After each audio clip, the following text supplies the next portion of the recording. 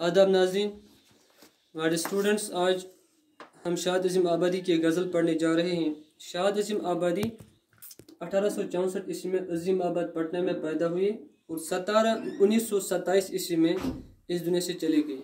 शाद अज़ीम आबादी ने कई असनाफ़ शक्ल में तब आजमाई की, लेकिन हम उन्हें ज़्यादातर गज़ल गो की हैसियत से ही जानते हैं। शाद अज़ीम आबादी ने उस ज़माने में गज़ल गोई की जिस ज़माने में गज़ल गोई का जो ज़ोर था वो थोड़ा बहुत कम हो चुका था।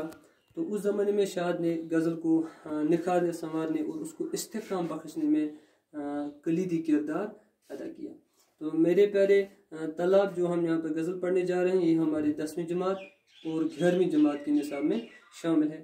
तो ये गज़ल का जो पहला शेर है, इसका जो मतला है वो इस तरह है: तमन्नाओं में उलझाया गया हूँ, खिलौने दे के बहलाया गया हूँ। इस शेर में जो तमन्नाओं है, तमन्नाओं कहते हैं ख्वाहिशात को। इस तरह उलझाना के माने फंसाना, बखेड़े में डालना, ठीक है ना। इसी तरह बहलाना के माने है खेल में लगाना, या इसके एक और माने धोखे में डालना, ठीक है। तो यहाँ पर शाद अज़ीम आबादी फरमाते हैं कि इंसान की बेबसी का दिलकश पैराए में ज़िक्र करते हुए फरमाते हैं कि जब से इंसान इस दुनिया में आ जाता है तो उसे मुख्तलिफ़ किस्म की चीज़ें देकर उसे बहलाया फिसलाया जाता है, उसे धोखे में डाल दिया जाता है और मुख्तलिफ़ किस्म की ख्वाहिशात में एक इंसान को फंसाया जाता है, उसे बखेड़े में डाल दिया जाता है। तो यहाँ पर शाद अज़ीम आबादी कहना चाहते हैं कि इस दुनिया में जब से इंसान आ जाता है तो उसे मुख्तलिफ़ किस्म की चीज़ें देकर उसे बहलाया फिसलाया जाता है, उसे धोखे में डाल दिया जाता है। तो फिर जो उसकी तमन्नाएं होती हैं वो उसे मुख्तलिफ़ किस्म की ख्वाहिशात में, तमन्नाओं में फंसाया जाता है या बखेड़े में डाल दिया जाता है। ये इसका आसान सा तर्जुमा है हमारे स्टूडेंट्स।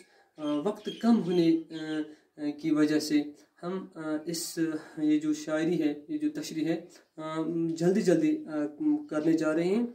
तो इसका दूसरा जो शेर है: हूँ इस कूचा के हर ज़रा से आगा, उधर से मुद्दतों आया गया हूँ। कूचा कहते हैं गली को, ज़रा कहते हैं छोटी छोटी चीज़ों को। तो इसका एक मतलब ये हो सकता है इस शेर का कि मैं अपने महबूब की गली के हर ज़रे से, उसकी हर चीज़ से वाकफियत रखता हूँ। आ गई वाकफियत रखना, वाकफियत रखता हूँ।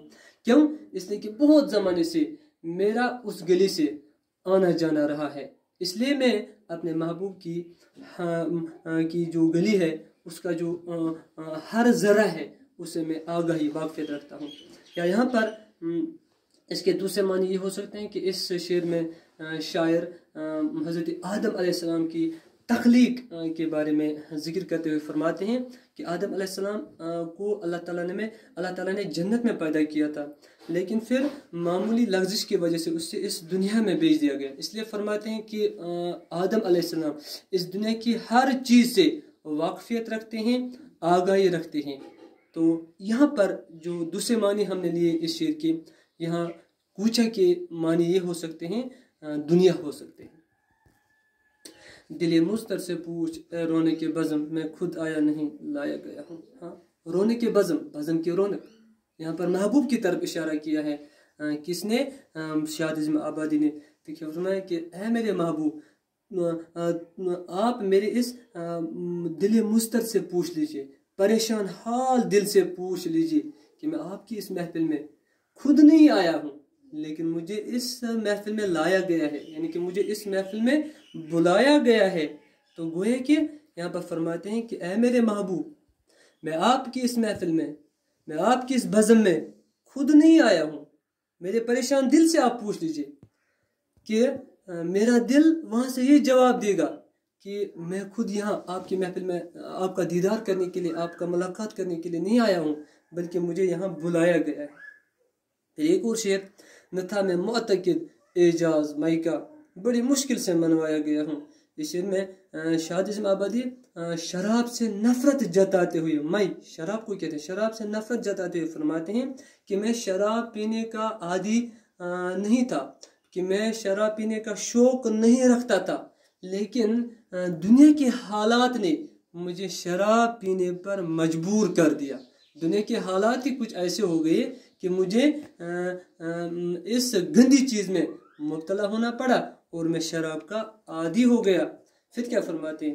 کجا میں اور کجا ایشا دنیا، کہاں سے کس جگہ لایا گیا ہوں۔ کجا کے معنی بھی ہیں کہاں، تو یہاں پر بھی اس مقطع کے اس شعر میں بھی شاہ عظیم آبادی نے آدم علیہ السلام کی طرف اشارہ کیا ہے۔ کیا فرماتے ہیں کہ کہاں میں اور کہاں یہ دنیا، یعنی کہ کہاں آدم علیہ السلام اور کہاں یہ پوری کی پوری دنیا۔ کیوں؟ اس لیے کہ آدم علیہ السلام کہاں تھے؟ وہ جنت میں تھے، اور جنت سے انہیں کہاں لایا گیا؟ اس دنیا میں لایا گیا۔ کیونکہ شاہ عظیم آبادی فرماتے ہیں کہ احشاد کہاں آدم علیہ السلام جو جگہ پہ آرام کی جگہ پر میں رہتے تھے، یعنی کہ جنت میں رہتے تھے، جنت سے ان کو بلایا گیا اور اس دنیا میں لایا گیا۔ اور اس دنیا اور جنت کا جب ہم موازنہ کرتے ہیں، اس کا جب ہم تقابل کرتے ہیں، تو ایک بہت بڑا فرق ہمیں محسوس ہوتا ہے۔ کیوں؟ یہ جو جنت ایک ایسا گھر ہے جہاں پر کسی قسم کی کوئی پریشانی، کسی قسم کا کوئی غم نہیں ہے، آرام ہی آرام ہے، ہر قسم کی ہر کوئی چیز وہاں پر میسر ہے۔ اور اس کے بالمقابل یہ جو دنیا ہے، یہاں پر پریشانیاں ہیں، دکھ ہیں، غم ہیں۔